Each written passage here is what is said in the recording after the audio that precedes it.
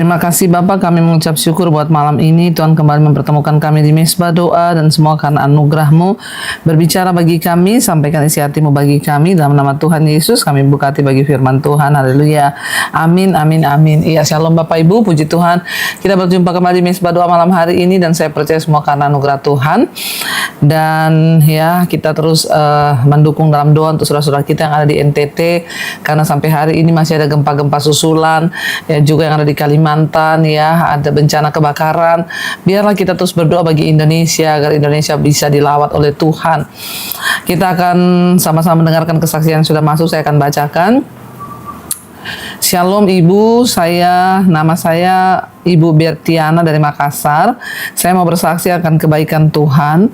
Saya mengikuti Mezbah Doa itu sudah sejak awal 2022, dan juga Mezbah Syukur 2023 saya ikuti. Jadi begini Bu, kesaksian saya, suami saya itu sepertinya kena guna-guna. Karena dia sakit, tapi kalau dibawa ke dokter, ya dokter tidak menemukan ada penyakit. Seiring dengan berjalannya waktu, suami saya mulai lain-lain, ya, dan sudah tidak berdaya, tapi saya terus berdoa kepada Tuhan. Dan saya pernah dengar Ibu Debbie bilang Ibu pernah disantet orang dan Ibu berpuasa 3 hari. Dan saya dengar Ibu bilang tidak usah minta orang lain mendoakan, tapi berdoa dengan iman kepada Tuhan. Akhirnya saya melakukan hal itu dan saya berpuasa, saya duduk di kaki Tuhan. Dan suatu waktu, ya, dia seperti sudah mau mati. Ya, sudah tidak bisa apa-apa, tidak berdaya, bahkan buang kotoran juga sudah di tempat, ya.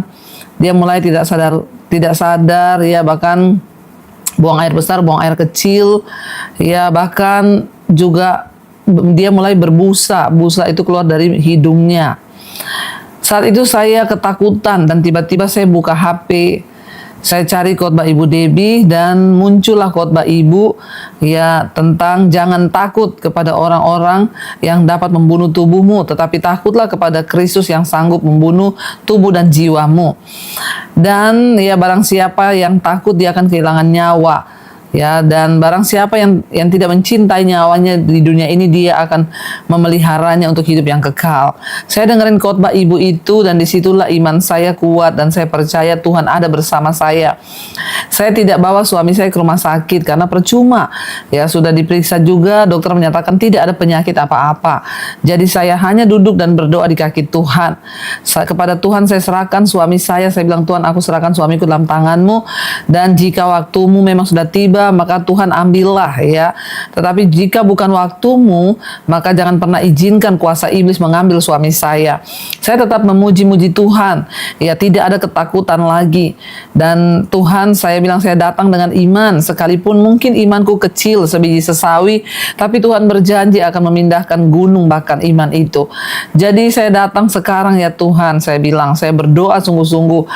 Selang 6 jam kemudian suami saya mulai bernapas lagi. Dia mulai sadar, dan puji Tuhan Ibu, sampai sekarang suami saya, ya, masih ada, ya, dan juga tiba-tiba orang yang mengguna-guna suami saya itu, ya, dengan sendiri mereka akhirnya sadar dan mengaku. Dan saya percaya Ibu, ya, itu kalau bukan Tuhan, ya, tidak mungkin, ya. Saya tahu kalau bukan Tuhan, ya, kata mereka bilang itu kalau bukan Tuhan maka suamimu sudah mati, karena yang mengguna-guna dia. Ya, sekarang saya merasakan kasih Tuhan, ya, dan saya sungguh melihat Tuhan itu nyata dalam hidup saya. Tuhan itu sungguh hidup. Terima kasih Ibu Debbie. Tuhan Yesus memberkati Ibu sekeluarga, ya, dan khotbah-khotbah Ibu terus menguatkan.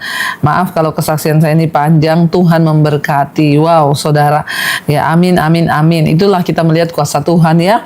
Memang kalau di daerah mungkin masih banyak ilmu-ilmu hitam, ya. Bayangkan suami yang tadinya sehat mulai sakit, tidak berdaya di tempat tidur, bahkan sudah berak, kencing di celana, ya. Dan ya, itulah saudara, ketika akhirnya istrinya terus berdoa, ambil doa puasa, terus meneguhkan iman, mendengarkan khotbah-khotbah, ya, dan Tuhan usir segala ketakutannya, lalu dia mulai imannya bangkit, dia percaya, dan suaminya disembuhkan Tuhan.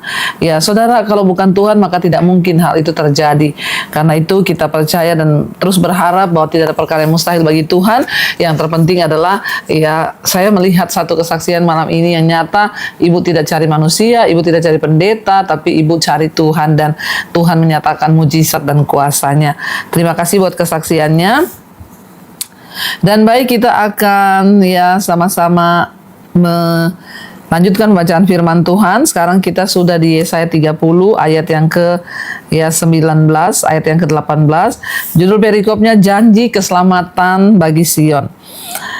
Ayat yang ke-18, sebab itu Tuhan menanti-nantikan saatnya hendak menunjukkan kasih-Nya kepada kamu, sebab itu Ia bangkit hendak menyayangi kamu, sebab Tuhan adalah Allah yang adil, berbahagialah semua orang yang menanti-nantikan Dia.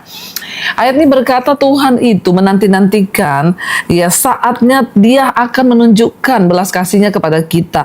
Sebenarnya Tuhan itu selalu mau menunjukkan belas kasih-Nya kepada kita, dan Tuhan menunggu waktu itu.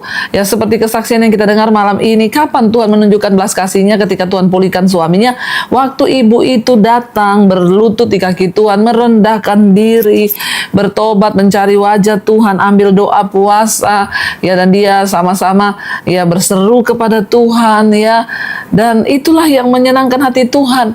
Sebab saudara, kalau kita berkata saya sampai hari ini saya menantikan pertolongan Tuhan, percayalah Tuhan terlebih rindu untuk menolong kita.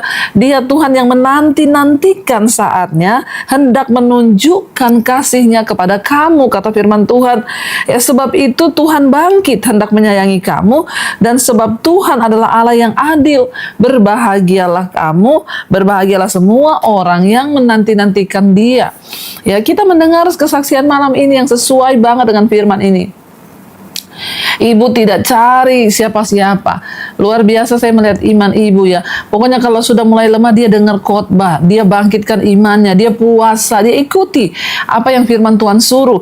Dan akhirnya Tuhan bilang berbahagialah semua orang yang menanti-nantikan Tuhan. Ya mari hari ini kita jangan nanti-nantikan pertolongan dari manusia, jangan nanti-nantikan uang dari orang, jangan nanti-nantikan ya uang dari siapapun, tapi nantikan pertolongan itu dari Tuhan. Waktu kita menantikan Tuhan, maka Tuhan bertindak, saudara. Ayat 19, sungguh hai bangsa di Sion yang diam di Yerusalem, engkau tidak akan terus menangis. Tentulah Tuhan akan mengasihi engkau apabila engkau berseru-seru. Pada saat Ia mendengar teriakanmu, Ia akan menjawab. Ayat ini dengan jelas berkata, ya Tuhan berkata bahwa apa? Engkau tidak akan terus-menerus menangis. Siapapun malam ini engkau yang sedang ada dalam pergumulan, dalam persoalan, dalam masalah, ingat, tidak akan selamanya engkau akan menangis.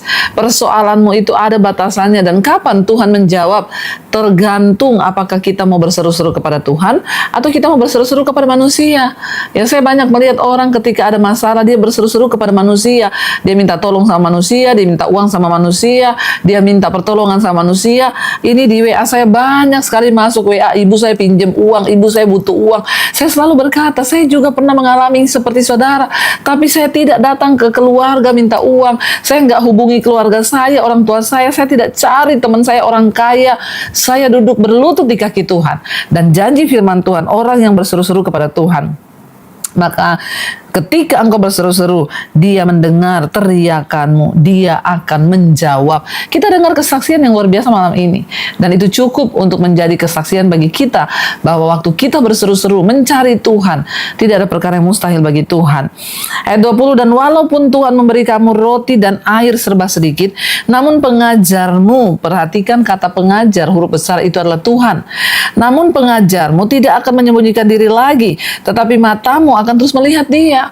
Ya, walaupun Tuhan mungkin hari ini mengizinkan hanya memberi kita roti sedikit, air sedikit, artinya apa? Rasanya kita bilang, aduh Tuhan, hidup kok seret, berkat nih seret, kok hidupku kayak begini, kok berkatku ini hanya begini. Tapi ingat, dalam setiap persoalan di hidup kita itu, maka Tuhan akan mengajari kita tentang hikmah, tentang takut Tuhan. Ya, namun pengajarmu tidak akan menyembunyikan diri lagi, tetapi matamu akan terus melihat Dia. Artinya apa? Di dalam setiap proses yang kita hadapi itu ada pelajaran berharga yang bisa kita ambil. Ayat 21, dan telingamu akan mendengar perkataan ini dari belakangmu. Inilah jalan, berjalanlah mengikutinya. Entah kamu menganan atau kamu mengiri. Engkau akan menganggap najis patung-patungmu yang disalut dengan perak atau yang dilapis dengan emas. Engkau akan membuangnya seperti kain cemar, sambil berkata kepadanya, keluar Lalu Tuhan akan memberi hujan bagi benih yang baru kamu taburkan di ladangmu, dan dari hasil tanah itu kamu akan makan roti yang lezat dan berlimpah-limpah. Pada waktu itu ternakmu akan makan rumput di padang rumput yang luas. Ya, Tuhan mengizinkan pencobaan datang kepada bangsa Israel karena mereka menyembah patung-patung buatan tangannya sendiri. Mereka meninggalkan Tuhan, mereka mencari berhala-berhala, mereka menyembah patung buatannya, patung yang dari emas, dari apa, dan mereka tidak lagi menyembah kepada Tuhan. Tapi Tuhan bilang, kalau kamu buang semua berhala-berhalamu. Apa yang menjadi berhala hari ini bagi kita? Mungkin bukan patung, tetapi apa yang menjadi berhala? Mungkin hobi kita, kesenangan kita, ya uang kita. Apa yang menjadi berhala? Buang semua yang mengikat dirimu, dan ketika kita membuang semua itu, kata firman Tuhan, ketika kita menomorsatukan Tuhan dalam hidup kita, maka Dia akan mencurahkan hujan bagi benih yang engkau tanam di ladang. Kita membutuhkan hujan, saudara, terutama buat di Kalimantan yang sedang terbakar. Kita berdoa biar Tuhan curahkan hujan sehingga api bisa padam. Kita nanti akan berdoa sungguh-sungguh minta Tuhan mencurahkan belas kasihan-Nya, ya. Dan dikatakan di sini, saudara, ayat 21, ya. Ayat 23 dikatakan, lalu Tuhan akan memberi hujan bagi benih yang baru kau taburkan di ladangmu, dan dari hasil tanah itu kamu akan makan roti yang lezat dan berlimpah-limpah. Pada waktu itu ternakmu akan makan rumput di padang rumput yang luas. Artinya apa? Waktu kita bertobat, berkat Tuhan tercurah. 24 sapi-sapi dan keledai-keledai yang mengerjakan tanah akan memakan makanan campuran yang sedap, yang sudah ditampi dan diayak. Dari setiap gunung yang tinggi dan dari setiap bukit yang menjulang akan memancar sungai-sungai pada hari pembunuhan yang besar. Apabila menara-menara runtuh, maka terang bulan purnama akan seperti terang matahari terik, dan terang matahari terik akan 7 kali ganda, yaitu seperti terangnya 7 hari pada waktu Tuhan membalut luka umatnya dan menyembuhkan bekas pukulan. Ada waktunya Tuhan memulihkan. Ya, seperti juga kita sedang berdoa bagi bangsa ini. Ya, mari kita bertobat sungguh-sungguh di hadapan Tuhan, meninggalkan dosa kita dan memohon belas kasihan Tuhan supaya pemulihan terjadi di atas bangsa kita, dalam keluarga kita, dalam hidup kita. Kita sungguh-sungguh berdoa. Ya, dan saya percaya, saudara, waktu kita sungguh-sungguh datang pada Tuhan, maka Tuhan mendengar doa-doa kita. Kita terus berdoa buat saudara-saudara kita di NTT, dan nanti di akhir acara ini ya kita akan sama-sama menabur buat korban gempa yang ada di NTT. Nanti akan ada yang menyalurkan di sana ya, dan saya mengetuk pintu hati saudara. Kita harus berbuat sesuatu, saudara, ya. Saya melihat bagaimana kasihan, ada puluhan ribu orang kehilangan rumah. Mereka ada di pos-pos pengungsian, dan ini waktunya lah kita juga akan berbuat sesuatu bagi saudara-saudara kita. Mari kita tundukkan kepala, kita satukan hati, kita berdoa. Bapa, kami mengucap syukur buat malam ini. Firman-Mu mengingatkan kami bahwa Tuhan menanti-nantikan saatnya untuk memulihkan kami. Tuhan hanya menunggu satu, kami berseru kepada-Mu, bertobat, membuang semua berhala-berhala di hidup kami. Mungkin selama ini kami lebih mengikuti dosa-dosa kami yang menjadi berhala kami, kenajisan, percabulan, dan mungkin kami melupakan Tuhan, dan kami lebih mementingkan diri, lebih mementingkan uang daripada Tuhan. Ampuni kami, Tuhan. Kami mau merendahkan diri hari-hari ini, berdoa sungguh-sungguh bagi keadaan kami, keluarga kami, bagi bangsa kami, Tuhan. Ampuni kami, Bapa, dan bawa kami dalam perkenan-Mu, ya Tuhan. Biarlah, Tuhan, kami mau berseru kepada Engkau. Ketika kami berseru, Engkau menjawab dan Engkau pulihkan keadaan kami. Kami sama-sama berdoa bersati malam ini untuk saudara-saudara kami yang sedang dalam bencana yang ada di NTT. Tuhan memberkati, beri penghiburan, kekuatan buat mereka, dan kami percaya di hari-hari ini mereka akan berseru-seru kepada Tuhan, memohon pertolongan kepada Tuhan. Dan kami percaya, Bapa, Engkau mendengarkan seruan kami, anak-anak-Mu yang mau terus hidup dalam pertobatan.